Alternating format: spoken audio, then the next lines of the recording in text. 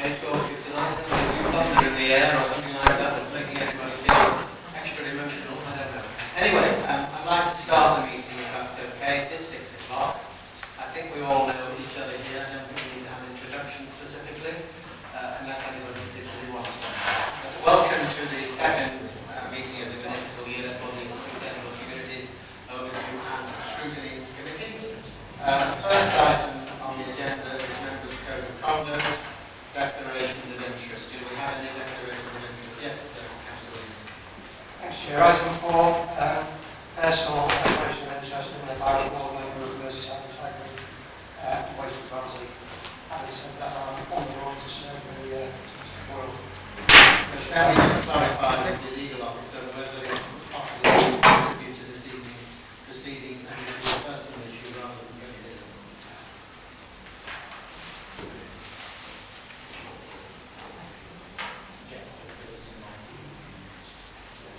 Personal non-pecuniary interest, so you can take part if necessary in a debate. Okay, thank you for that. The next item is the minutes of the previous meeting, pages 1 to 8 of the agenda. These are the ones I have before me. Are you happy for me to sign those? Agreed? Agreed? Okay, I'll do that.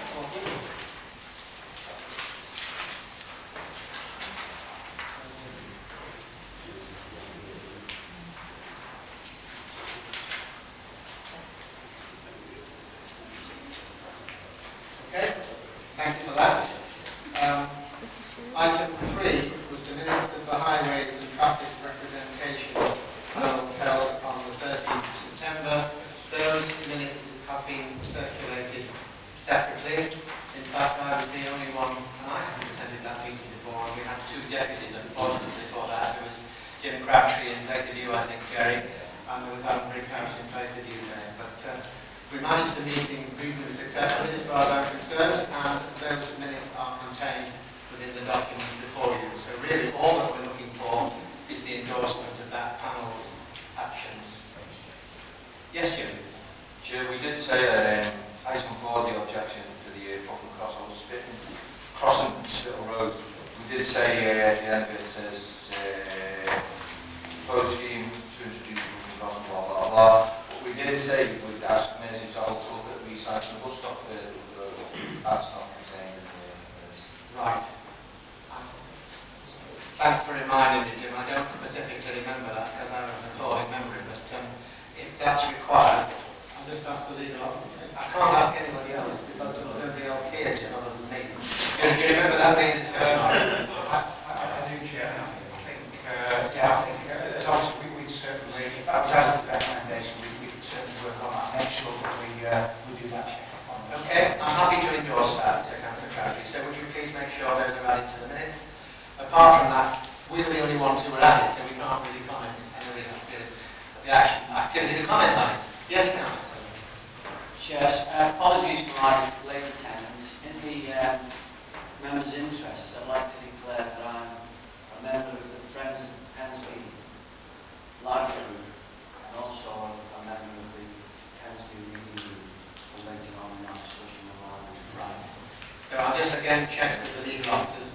Would that preclude you from commenting on more so? Again, it's a personal interest, so it would not preclude you from contributing to the discussion tonight if you did so and engage to do so. Thanks, Chair. Okay? Right. What I'm going to do with your permission is to bring item 8 forward because I think Lucy is going to make a presentation to us on item 8, which, as I'm sure you're aware, is the budget consultation workshops. A bit of information which I think has gone to all the scrutiny committees. So, Lucy, if you'd just like to fill us in on your part of this. Thank you. Absolutely. Thank you, Chair. I'm Lucy Barron from the Council's Policy Team. Just wanted to take a few minutes to give you some information about the Council's budget consultation and for the coming scrutiny workshop. In terms of budget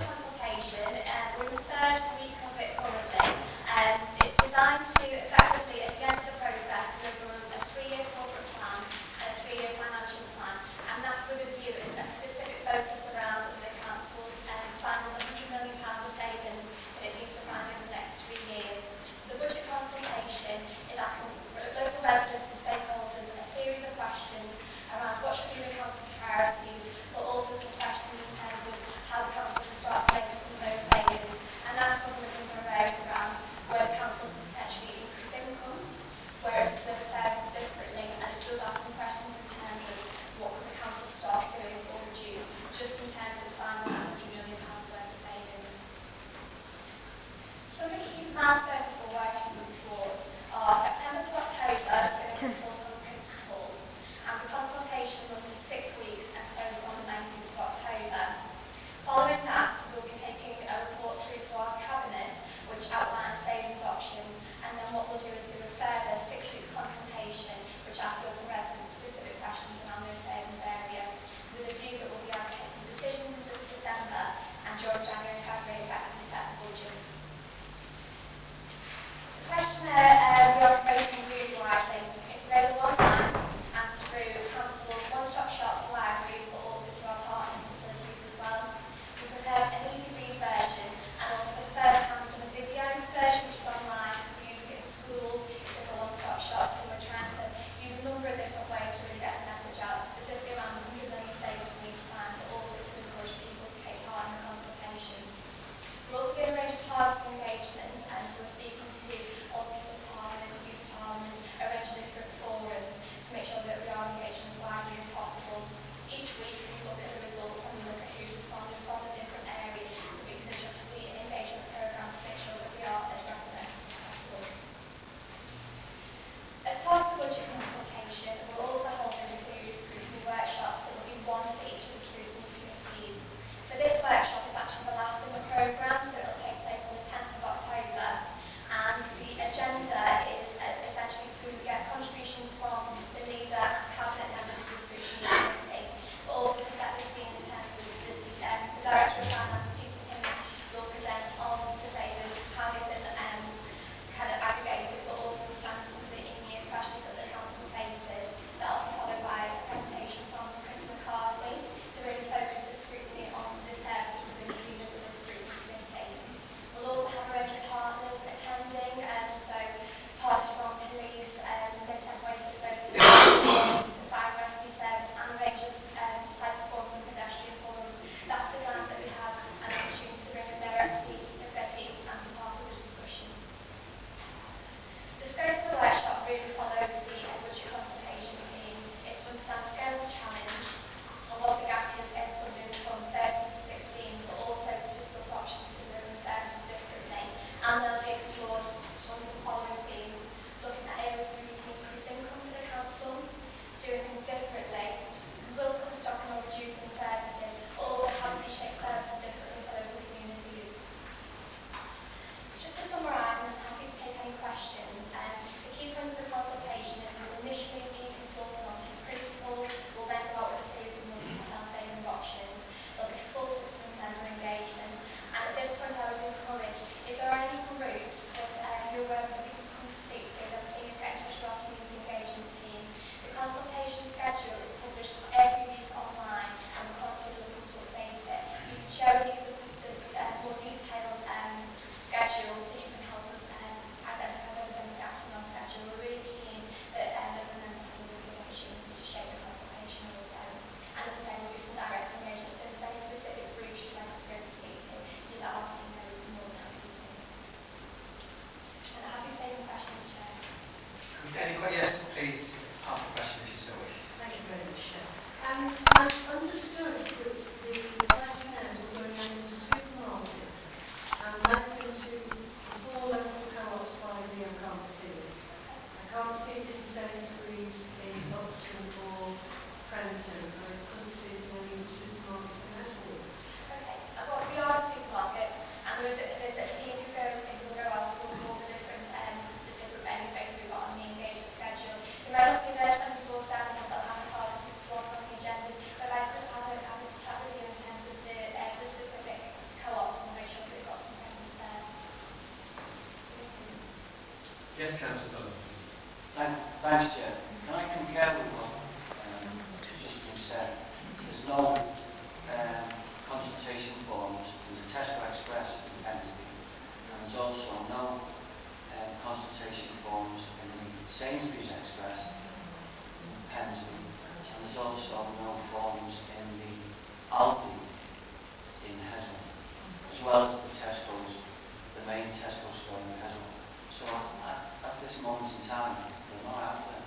Okay, I'll take that point back. I know certainly for Aldi this is the best time we've been able to access in the stores, so I will make sure that point goes back. We do have a team who goes out, but it would be really good if we have a presence there, so even if it's just questionnaires available in all those shops that you mentioned, so I'll take that point. Thank you. Thank you. Anybody else? Well, thank you for that, Lucy. And obviously, we need to make sure that information is distributed as widely as possible. Just for the benefit of those who don't know the detail, it is, of course, at Birkenhead Park Pavilion Visitor Centre between 4 p.m. and 7:30 on Wednesday, the 10th of October. There'll be quite a few of us there, and you'll have the fantastic benefit of being sharing the meeting. So if anything goes haywire, you'll be able to me. So I look forward to as many people coming to that debate as possible to try and contribute to what needs to go on. So that's welcome to everybody. Thank you, Lucy. Papers will be sent next week for the workshop, and there is a quite a detailed background to the company, just sets out the services. Thank you very much. Any further questions from anybody? Just ask a question in relation to that background. Will that be presented to all the members? Absolutely. Will this be coming around by email, Lucy, or how are you going to distribute it? It's available on the website. It's been sent to all elected members, and papers will be sent to all partners, including the background paper next week. So Thank you. you can read a copy of it. Yeah. Thank you. Right, I think that covers that item very well. Thank you for that, Lucy. The next item on the agenda is item 4, list of motions increasing recycling update. Pages of 9 to 40 of your agenda. Yes, so thank you, Jim. This is quite an important paper, and I invite Dr. Jones, who was one of the principal authors of this, if I may, to present the paper. Last bit and I will be there in support, because it does raise rather wide issues in relation to what we have said today. No problem if I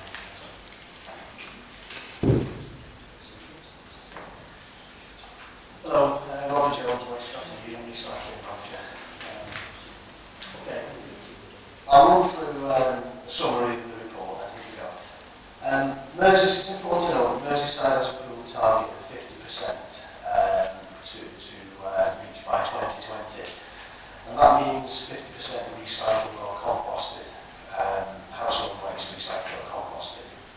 And that's a pool target between all the districts in Merseyside, including Wirral. Now this target reflects the European target for waste recycling, and it also reflects the UK target at 50%. Now, if members look to table 1 in the report, which is on page 10,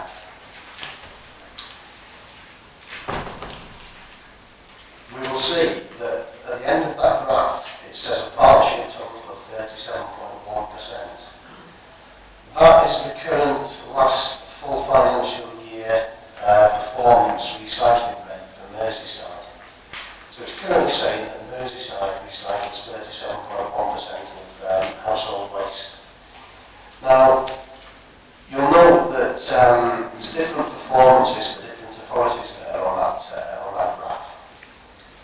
And I think we'd all agree that significant increases in recycling are needed across the partnership to reach 50% by 2020.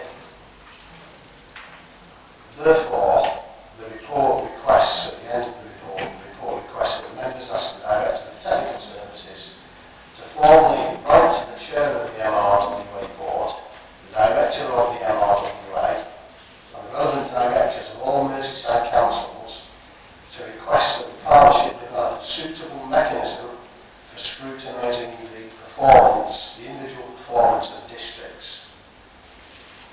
If members look to tables 2 and 3, turn over the page, and look at the 2 graphs, we can see in table 2 that Wirral has made great strides in improving the recycling rate Now, that can be attributed to the various operational changes experienced in Wirral since 2005 and 6. If we look to table 3, which is on page 13, there's a lot of lines on that graph, but we can see Wirral's one is the line right at the bottom of that graph. And we can see that Wirral has made great strides in improving the quality of the material that we collect and subsequently recycle.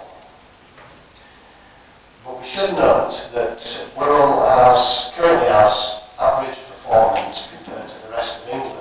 So our performance is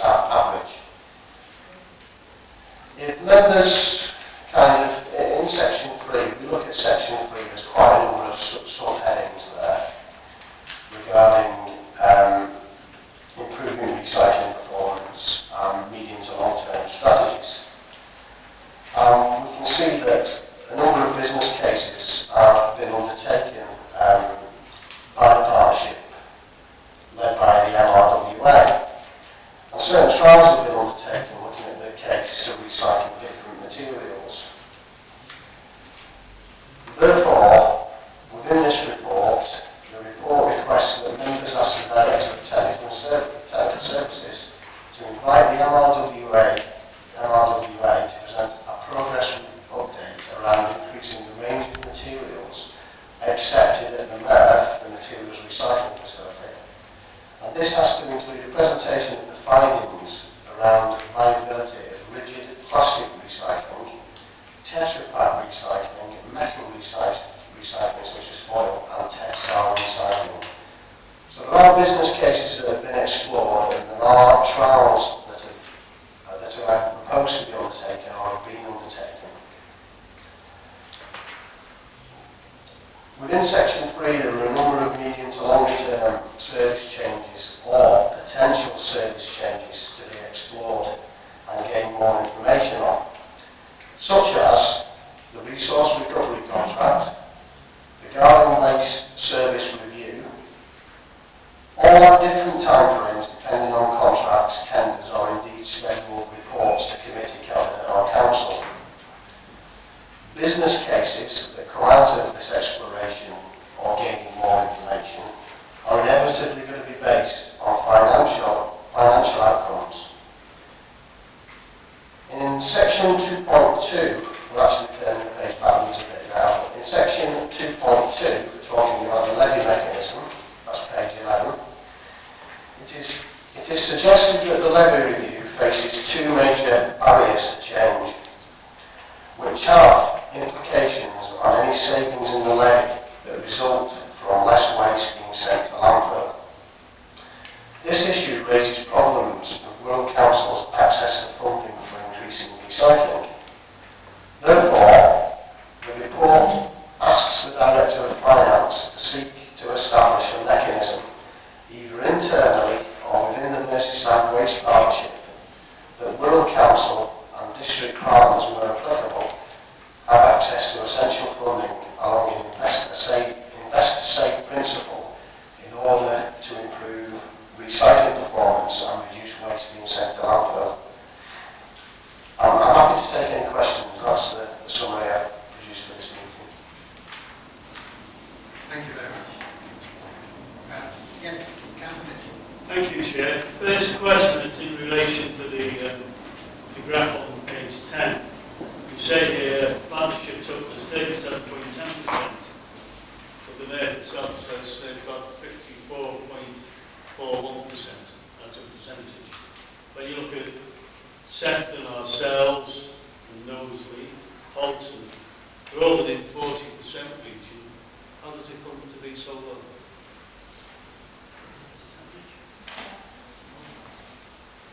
Yes, please. Okay, Chair. The 54.41 is not the MERF in itself. What that's referring to is the HWRCs, the Household Waste Recycling Centres, that the MRWA operate. That's essentially the recycling rate for the MRWA Household Waste Recycling Centres, which is a pretty good recycling rate. Not the best in the country, but it's pretty good. The 37.1 is basically looking at the tonnages recycled from all those districts, and basically doing a percentage calculation against the total tonnage collected and tonnage recycled, and that comes out at 37.1% across the partnership, Councillor Mitchell. But you've got it right in saying, that our standards are set and are quite high, and it's important to know that there is differences in performance across all the authorities in Merseyside. Okay, I think Chris McCarthy would like to say something else. While we're still on that same subject, Councillor Mitchell, clearly the chart that you mentioned on page 10 identifies the fact that Knowsley, St Helens and Liverpool seem to be doing substantially less well than we are. Have you got an explanation for that, and are they doing anything about it? We've not got an explanation that I can truly say, it's a political decision, isn't it? It's politically driven by those councils. But what I would say is the report's calling for something positive, which is for Wirral to seek to seek to establish a scrutiny committee to scrutinise the performance of the other districts.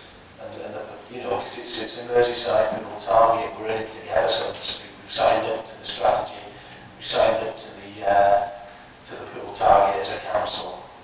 I think you've answered that question very well. The next supplementary, very briefly, would be how do you feel we can best influence those three parent councils to improve their performance? It isn't going to be like whatever recommendation we can produce here. I think that's what we've said, isn't it, really? Okay, and I pass it on to Mr. McCarthy to just add some comments. Yes, sorry, I'll bring through. That's right. I think the point I make here, Chairman, is that we're at 40% is only in the middle of the pack nationally. It's not particularly good performance. It's quite good performance. It's not particularly good performance. In the Merseyside context, it is quite good performance, actually. So in a sense, we are trying to move ahead of that, but we are now running into a brick wall for the reasons set in the report. So what we're saying, we've identified some mechanisms which flow through the authority that could enhance our possibility of achieving more, and collectively the whole Merseyside nation can walk through that. There's some structural issues in the levy we need to address, and there are some issues with colleague authorities incoming from Central Marlborough and other. So the recommendations are designed to enable me, obviously in concert with, for example, Councillor Williams as our representative on the board, to have those conversations. So it's to give you the mandate, if you will, to take those recommendations forward. Okay, before we go down that route, Councillor. Just when you started there, Rob, you said that there was a lot of composting going on, you know, when you collect all the waste and so forth, it was composted. What actually happens to the compost? Is it sold commercially, is it?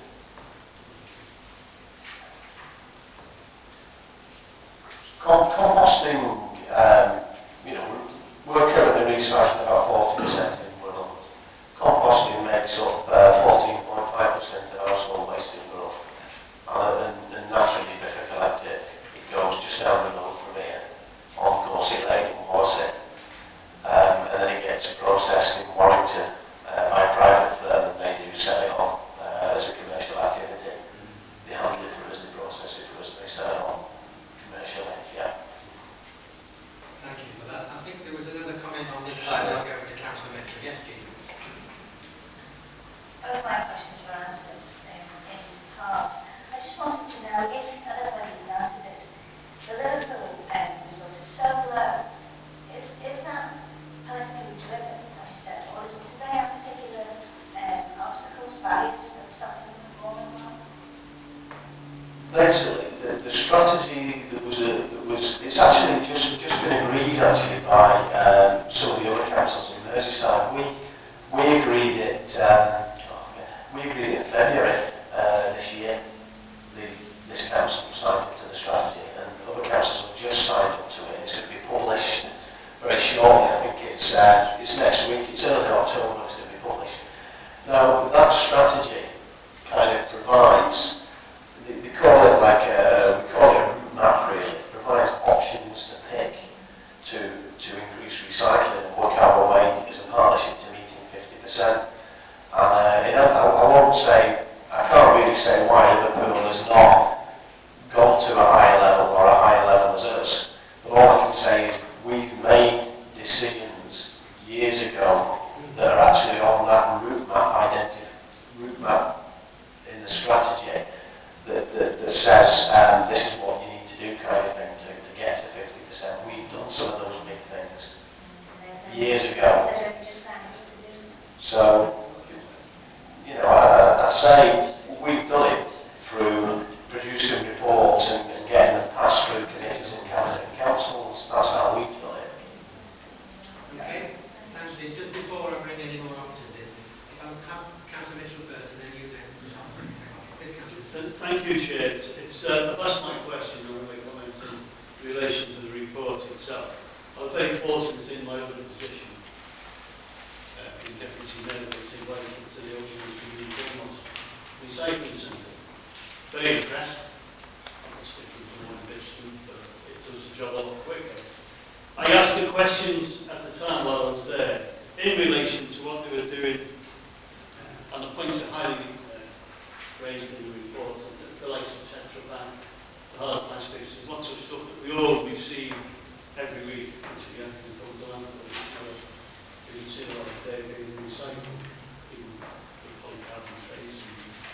sorts of stuff that we have. But I was quite interested in the comments in relation to that.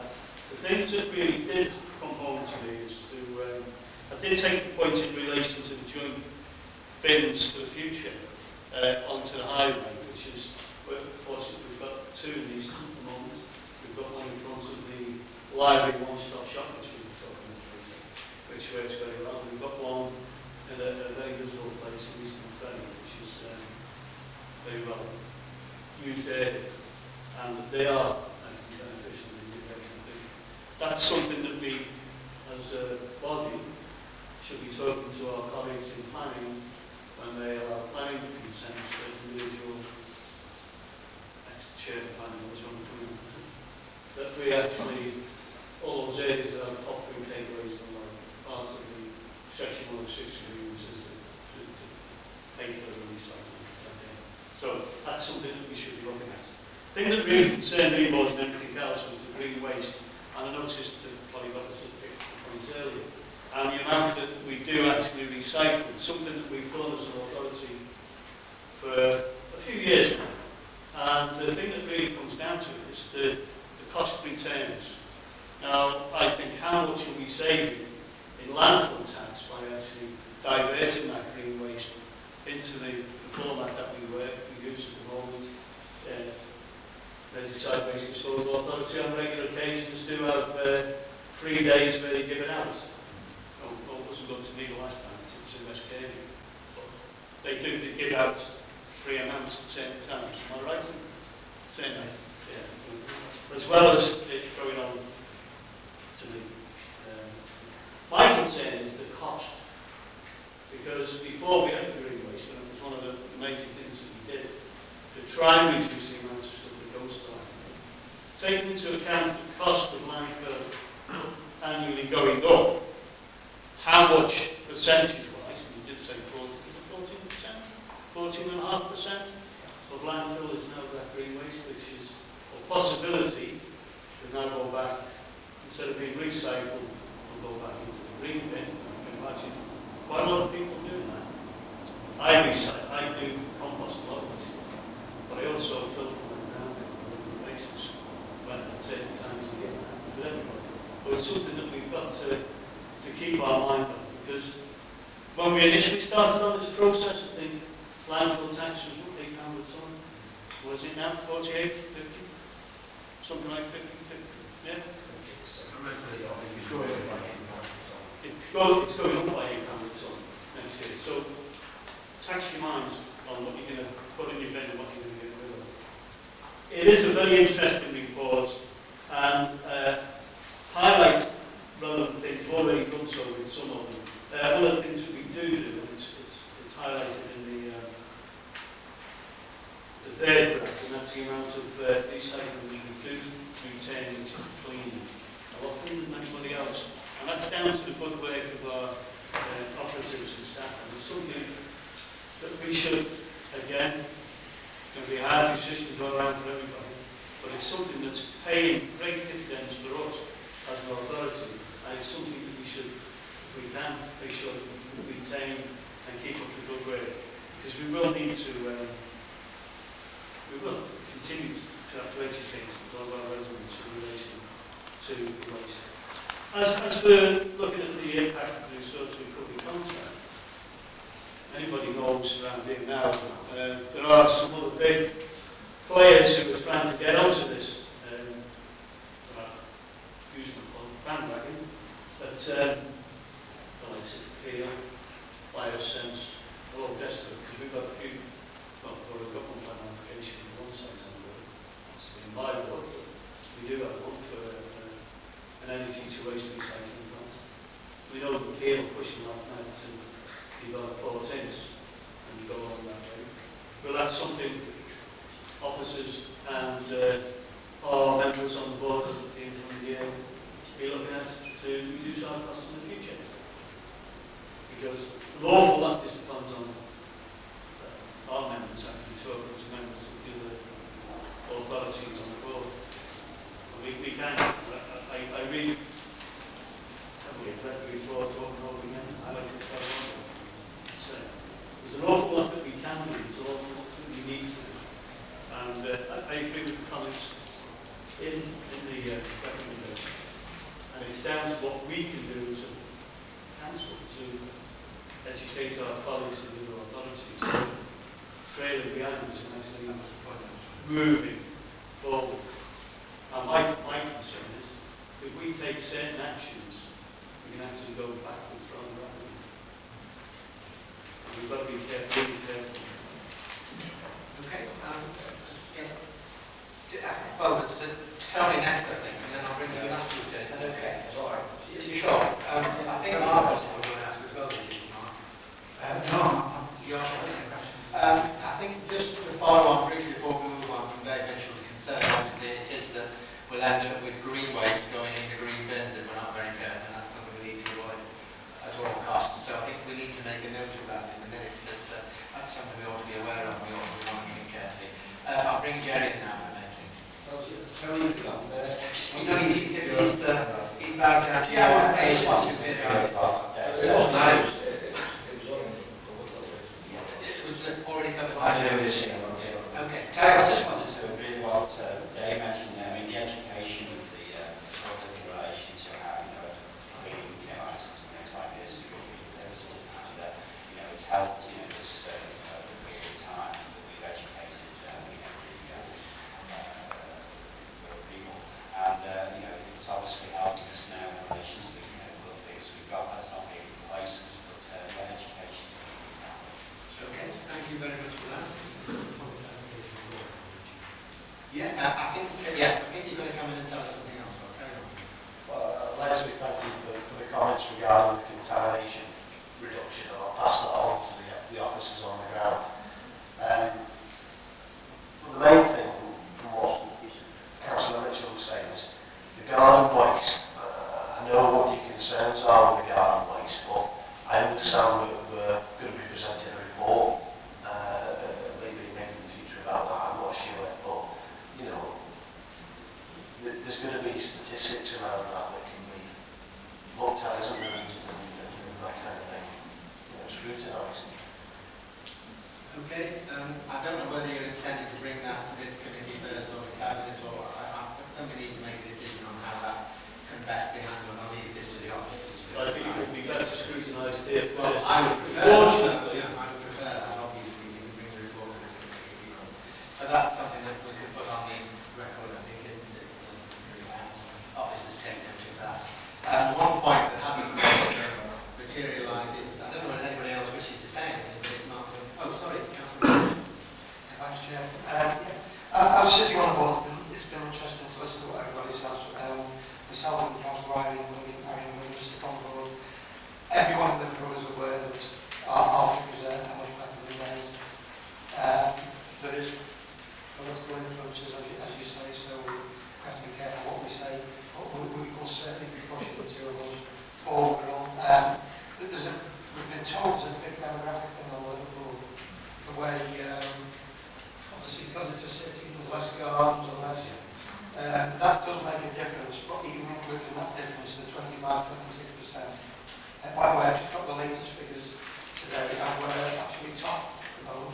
We're 25.01%, but we are currently on top, and Liverpool second, down slightly.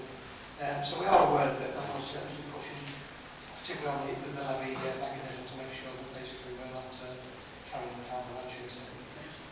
Thank you for confirming that, Councillor Williams. So we'll move to the recommendation. I think the recommendation are slightly wrong in 40. It does say on 41, 42 and 43, it does say the instructor, the Director of Technical Services. Well, of course, as this committee isn't able to instruct, what we're able to do is to request.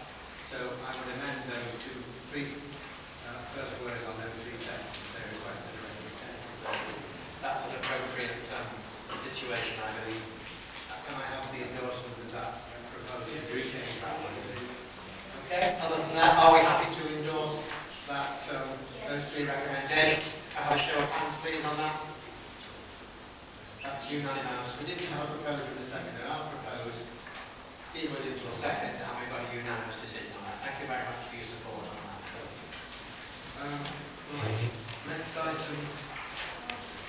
Next item on the agenda, somebody is going to revise it, but I've just lost the place. Library strategy, I think. Not complete before and tell us all about it. You've got in your supplementary agenda, which was issued to you by courier on Friday and also by email on Friday. Thank you, Mark. Thank you, this report builds on the previous report which was before the committee in March, which detailed the results of the initial consultation on the library strategy. One of the key points that this raised and members looked at last time were the changes that we proposed to opening hours, and specifically the changes to the evening opening hours. The strategy had set out in the original proposals that we would, with our merger with libraries and one-stop shops, offer 6-day opening, and we basically concentrate our evening openings at our 4 main central sites. That's at Birkenhead, Bedlington, Wallasey and West Kirby. And that would see 13 other sites that currently offer evening openings on 2 evenings a week no longer offer that opportunity. We have actually, as members may be aware of, done that scenario already at the 2 merged library one-stop shop sites at Heswell and Easton. There have been very limited public issues about the withdrawal of those 2 evenings, and we've made sure and we've monitored how that has been received by people using those libraries with that 6-day opening. Members will remember in March, one of the key issues that you raised with us about evening openings was how essential it would be for both school children who needed to do their homework, access to computers that may not be otherwise available, and for working people to be able to go to libraries in the evenings. So what was agreed was the consultation exercise regarding those specific changes would be undertaken in late July and August, and the results are here before you tonight. The survey actual forms there in Appendix 1, and the evening openings for interest are shown in Appendix 2. But the survey that we gave out, we got 3,300 responses. That's approximately 9% of our active borrower list. And from this, one of the interesting items that I raise is that just over 42% of the responses were actually from retired people. Now, clearly, those are 2 of the areas that do not qualify as being school children or being people who are genuinely would be working. So we are trying to look at who responded to us and what they told us. I'll then detail for you in the report the answers to those questions. Again, the largest response rate came from Bedlington Central, which libraries were used, again, not surprisingly, with Bedlington being the most responses. That was the one that was ticked the most. Question 3, which is towards the bottom of page 6 on of your report, you will notice that we ask what time people prefer to offer to visit their libraries. I would point out to members that where we offer 2-hour time frames, that clearly that doesn't add up the response counts to 3,300. We did not restrict people to just ticking one. They told us when they do use the libraries. Hence why there's about 5,500 responses as to which times they like to visit. But clearly, the preference we wanted to highlight was how many said they would like to attend after 5 o'clock. Over the page on questions 4 and 5, we then asked what time have they actually used. And then we've got a matrix of times people then said they like to use. Again, highlighted is that most people visit us weekly who responded to us, and about just over a third say after 5 o'clock, they like to use the library. We then asked, why do you come after 5 o'clock? And the most important one we found was the convenience, and then that was followed by not being able to use it other times. We did ask how many people use other libraries. You can see there it's a 58-42 split as to using one library. We then asked, importantly, because of the issues of changing what we're proposing, what would be the person's views as to which one they would prefer to see, given not either no lunch times or no Wednesdays. And you can see there from the responses, it was a 60-40 split to guide us as to what people were thinking. But what I wanted to try and show to you as well this evening is what then happened at our 2 sites at Easton and Heswell, where we have already changed to the 6-day opening, and that is opening on Wednesdays and having no lunch closure. Is that clearly what we've done there is we've done another consultation where 175 of those specific site users were asked, and they then began to like and use, because of the convenience of being open through what I would describe as normal working hours being open. And again, what we're finding is people are finding it a good thing once it's established. And I think from our own point of view is that we do accept that not unsurprisingly people are weary of any type of change. They like what they've got, and it's whether or not we decide and how far we then move to doing any changes. And it's really up to ourselves to then decide how we balance those views. At paragraphs 211 and 212, I've given a couple of thoughts and suggestions for members to consider. At 211, we suggested that in the main, the 4 main central sites as proposed would be open and would offer the 4 nights opening in the evenings, being open at Wednesday. But clearly what we found from the responses is that perhaps one size doesn't naturally fit all, and that what we could look at is whether or not we should offer something else, such as one evening opening. But it was how we would do that. At 2.12, what I've clearly identified is that we can't really be extending even more opening hours, so how would we possibly do that? And officers, what we would suggest to you is that the total hours that we would open would actually remain the same, but effectively we would open later in the morning to then say opening whichever evening was identified as being useful to the individuals. I've also given a suggestion which we found from being in public contact in all religious libraries is that what you shouldn't do is offer a Monday, because Mondays are then affected by bank holidays and others. So generally, as you will see in Appendix 2, the main night we would offer other than Mondays is Thursdays. So we would suggest if we did open on a Wednesday, it would be a Wednesday or Thursday that we would discuss with people as to whether or not each small library that currently opens in the evening should be allowed to open one evening. We would then shuffle the times. Clearly, the importance is whether or not these are used after we've consulted and decided which ones we should use. They would be kept under review. It would be reported back to yourselves as to what level of usage it is, and effectively whether or not the members then continue to suggest that they should remain open. Clearly, the report is here for members' consideration, but then your thoughts and views to then be taken forward to Cabinet to be able to make a decision as to how we then progress the opening hours. Thank you, Chair. Happy to take Thank you very much. Yes, we'll take Councillor first. Thanks, Chair.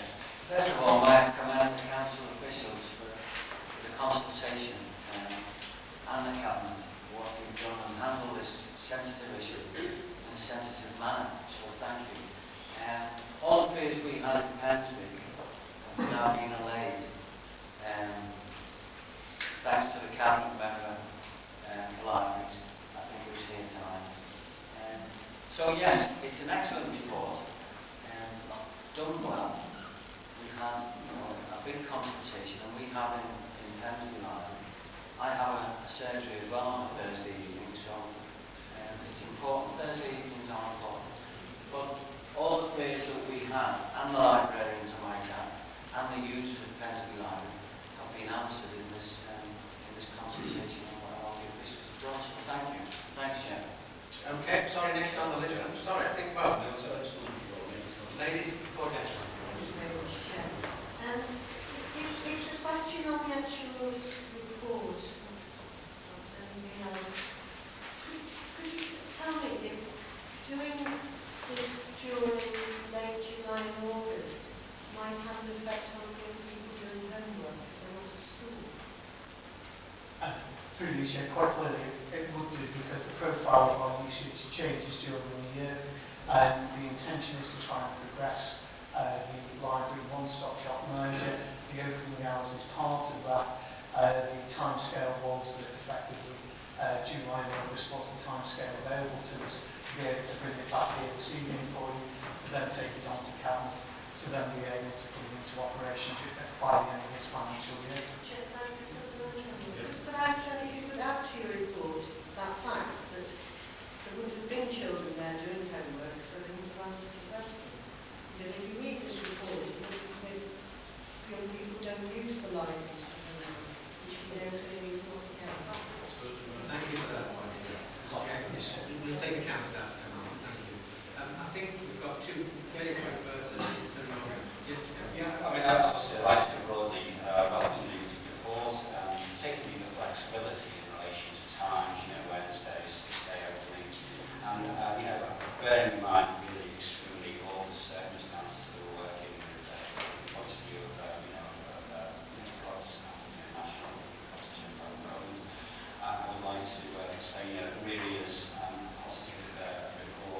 well, obviously people being well sorted.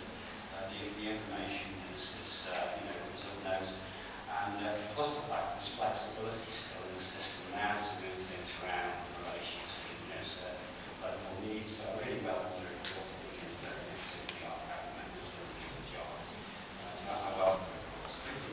Yes. It's just an observation really that there's nothing in the survey to ask people what they use the libraries for, you know.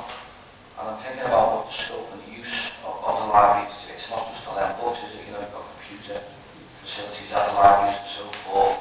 And I think with the massive programme that we're doing at the moment with the digital inclusion, that the libraries could be linked into that programme as well, you know. Again, through the chair, with regards to the usage, we obviously have separate figures with regards to what we would describe as visits and issues. The issues is the books bit. We can actually tell the visits will be for something else within the library, which will certainly include usage of IT. With regards to digital inclusion, I know my team are involved in making sure that the libraries are at the centre of being able to be an obvious point of reference for people who haven't got home access to be able to come out and utilise the facilities that we have. And it's just a question around the marketing of that as well, you know, so people know that facilities are available for them.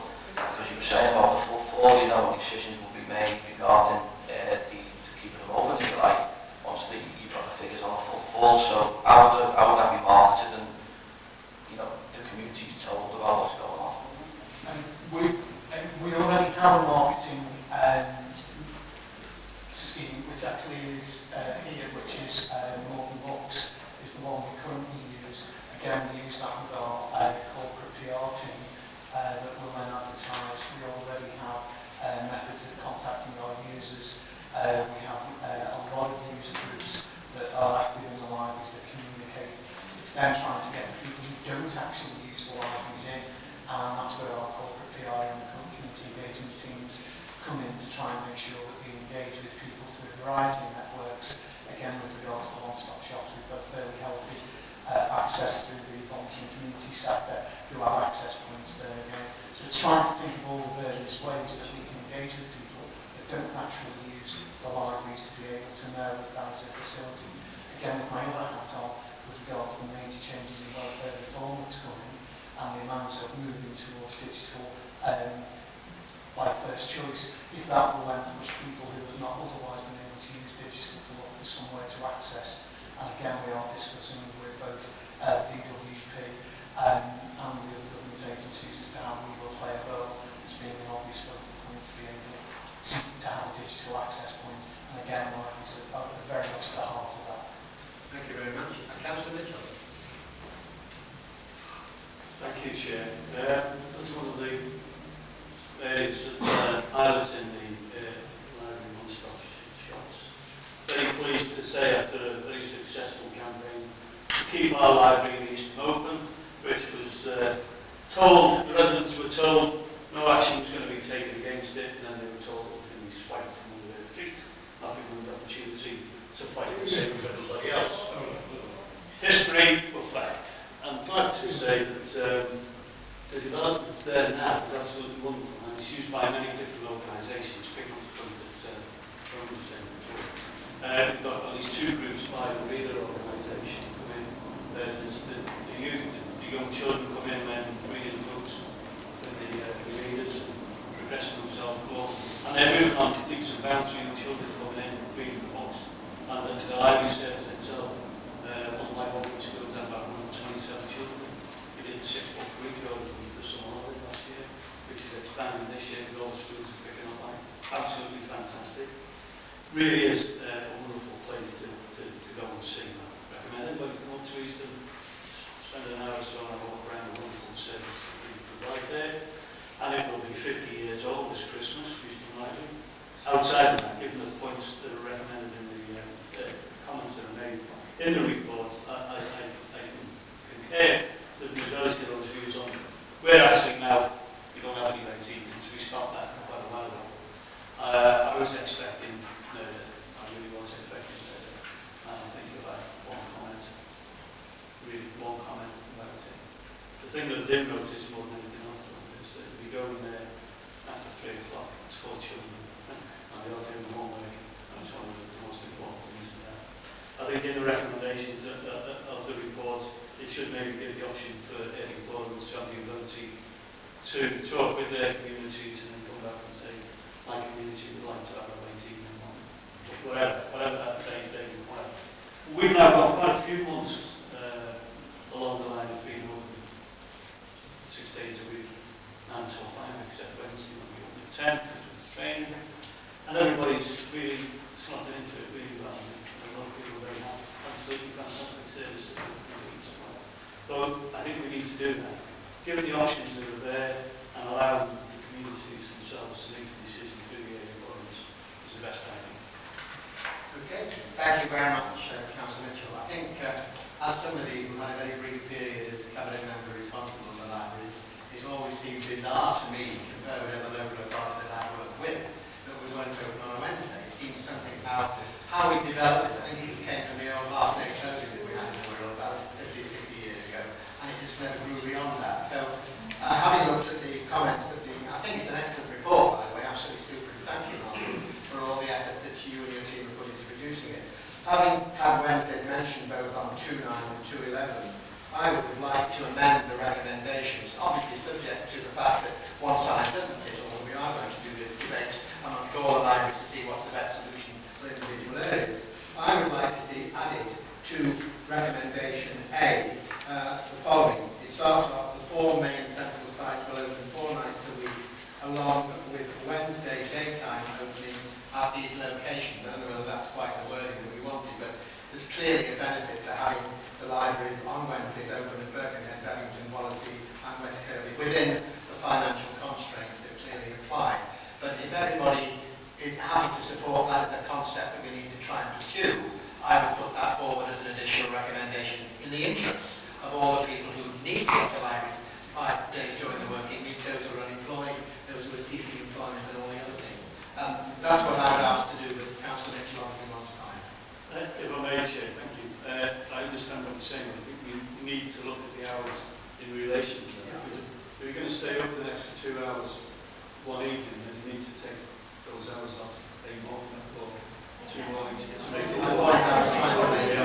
needs to be balanced, obviously. That's going to have to be taken into account, as we've already said. One size doesn't fit all with all these. So if you're happy to go along with that concept, Malcolm, and the officers here are happy to go along with it, I would move that forward as a proposal, as a move. Do I have a seconder for that? Councillor Sullivan, can I have some support from the rest of the committee on that amendment to the recommendation A? All those in favour? Okay, so we seem to have it unanimous on that one. Thank you very much for your support for that proposal. I think that finishes our suggestion. Thank you, Ian, for very helpful. Thank you. Okay, now I think we come on to training standards empowerment partnership. It sounds frightening, but I'm sure somebody will give us something on it which will bring us down to where that position. Thanks, folks. Let's go. Wait till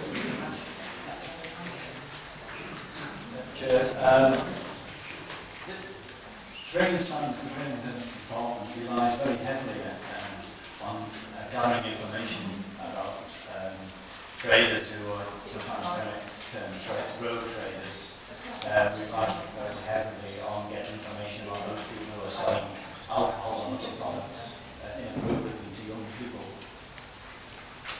Sorry, are we having a separate meeting?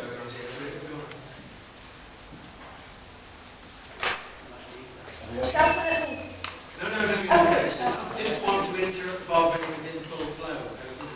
Nice to see you.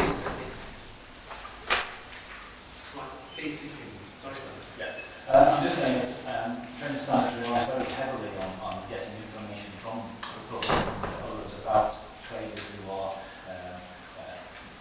perhaps described as road traders, people who don't meet the kind of standards that people expect from traders, those people who are selling goods to young people that shouldn't be, like alcohol and tobacco. And this kind of information is very important in order for us to plan what we do and to effectively tackle it. What we've tried to do now is it's not a new approach in terms of the way council tries to operate, but it's a new approach in terms of the way trade standards departments operate. It's very much about receiving complaints from the various from consumer direct and responding to those. We're actually trying to develop a service which is actually getting a lot closer to the community, to get from the community, yes, I hope more of the intelligence that we need to tackle the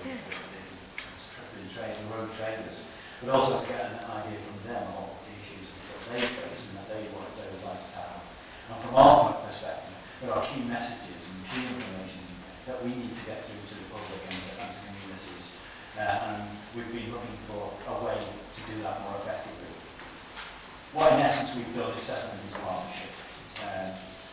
Empowerment partnership makes it sound pretty grandiose, but basically what we're talking about is getting a number of partners who work directly with the community, inside the communities together, and there's been a lot of enthusiasm for this. We've got over 20 partners already signed up to this partnership. And using them and working through them to get to the community and to allow the community to get through to us to work on trading standard issues, consumer issues, and the protection issues that are associated with that. I wrote down here it's an innovative approach. It isn't really innovative. Working in partnership should be what we do every day. And I think this is just an extension of what we're trying to do all over the council. On page 44 there's a list of those partners that are already signed up. We feel that particularly in today where the economic climate is pretty brutal, where communities are all suffering, we feel that people are more susceptible to problems of loan shocks, other debt issues, the problems about the sale of illicit or harmful alcohol and tobacco goods, and in fact can be more susceptible to road traders, the people who've got good stories to tell and what looks too good to be true probably is too good to be true. So this partnership has been formed. It's actually going to be launched tomorrow. As I understand it, there are 50 people coming to the launch, 50 organisations and their representatives coming to the launch tomorrow. The portfolio the whole Brian Kenny will be taking the lead and presenting the new partnership to those partners.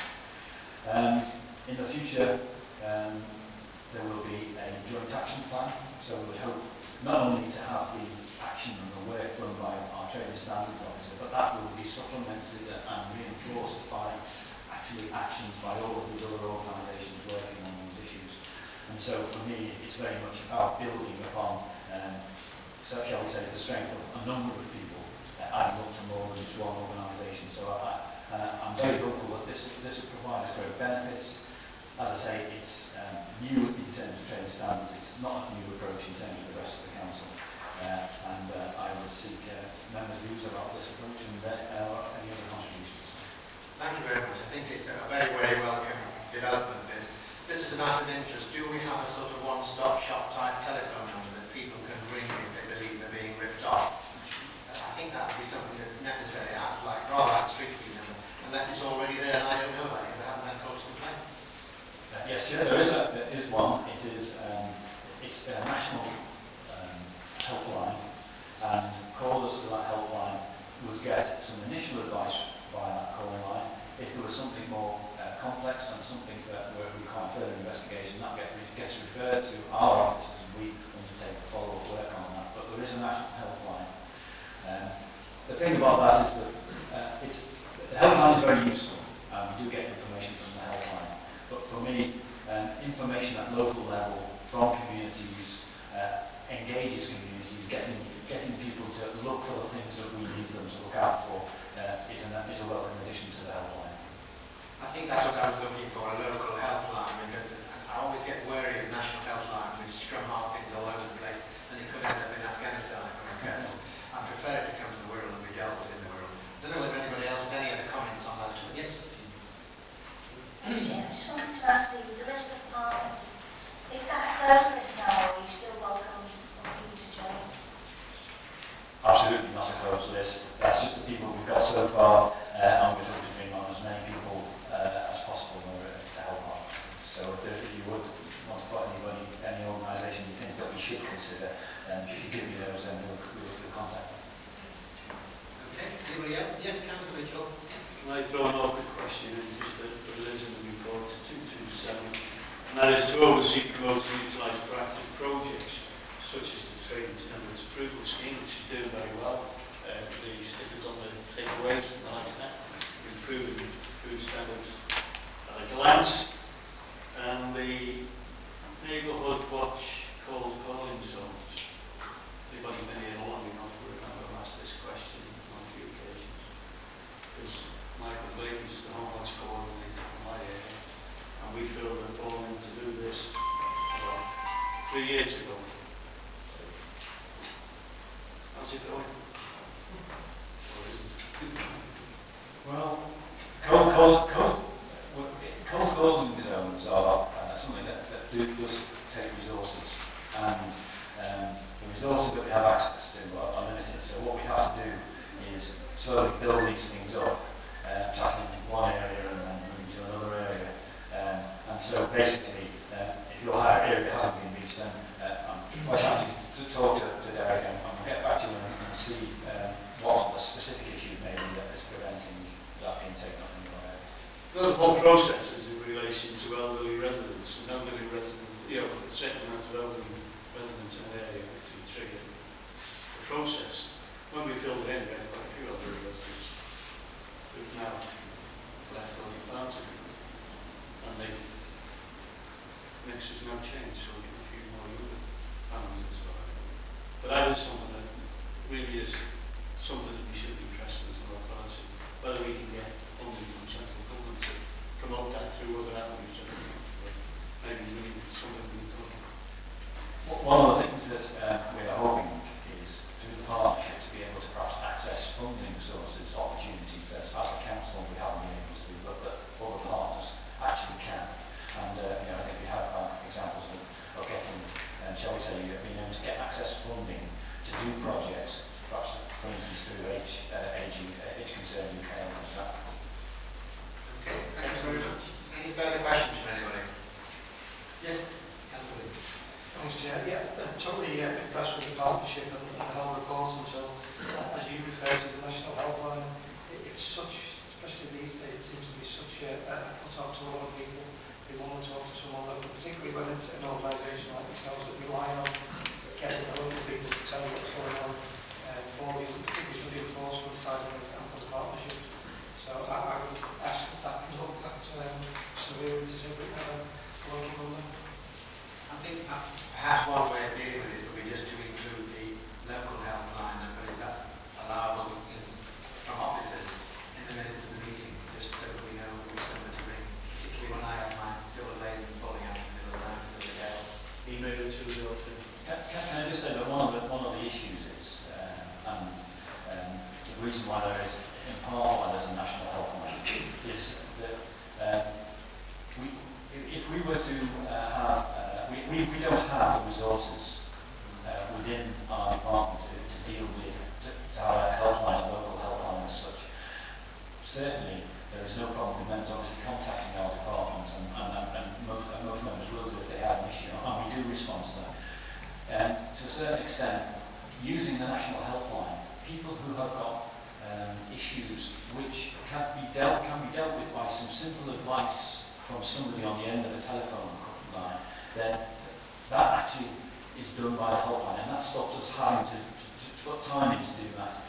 What we do is follow up those things that need further follow-up or need further work or perhaps need to enforcement action, and they do come through to us. I do accept that people would like to speak to somebody local on all of these things, but I think we just have to have some practical, there are some practical issues that we need to be aware of, and lack of resources as well. I think I understand where you're coming from on that. Just before I bring in the officers, yes, sir. So can I ask a quick question on what you said? I agree with what you've said, because from my own personal experience, because I was inquiring about an establishment not on Wirral, the person who took details didn't offer advice. They they really took the details and said, we will pass this on to the nearest, to the authority who deals with it in that area, and they will decide what action to take. Now, I never found out what action they'd taken, and when I checked with somebody else who'd done a similar thing, the same thing happened to them. Mine happened in Frodsham. Somebody else I know had an incident with food in Chester, and the same thing happened. Obviously, that sounds like a disappointing response from the helpline. Obviously, I follow your specific issue, but what I will do is I'll take that as a general issue back and get back into the system and raise that as an issue. I think the $64,000 question is, what is this helpline number? We haven't asked that now. Have you any idea what it is, Bob? I can't say what which is well, having said that, I don't really know my mobile number, so I but what I will do is I will if you say could pass it on maybe to Andrew Mossop, who's taking on the minutes for us, it would be helpful just to have it on the bottom of the agenda, on the bottom of the minutes, I should say, just so we know what number to ring you. Absolutely. Right, well, anyway, let's have the number in the way that I've just asked for it, and it'll help everybody, I think, in that way, if that's possible. Okay, fine. I think This isn't my service area, Chair, at all, as you have to have colour training standards in quite a number of previous incarnations, and I would like to support what was very specific. I mean, I can remember 8 or 9 years ago, when this question of national health I first emerged, anguished conversations in rooms like this up and down the country with Scrutiny committees and others on this matter, exactly the same conversation actually, and often one thing and another, the decision was taken nationally. This was the right course of action for a whole set of reasons, and in a sense, here we are. I think it's true that up and down the country, the satisfaction rates are quite high. Clearly, there are individual cases, as Councillor absolutely right in saying, that need fine-tuning, and clearly it is a thing for continuous improvement. But this has been on the go for quite a long time, and on the whole, it's worked quite well nationally. okay, thank you very Can I much. say I was not dissatisfied with the outcome? No. I just had to go back to the shop Yeah. and trade. Well, it's the procedure and the mechanism that we're concerned about. Anything we can do to clarify that and streamline it would be to everybody's benefit. So I think if we started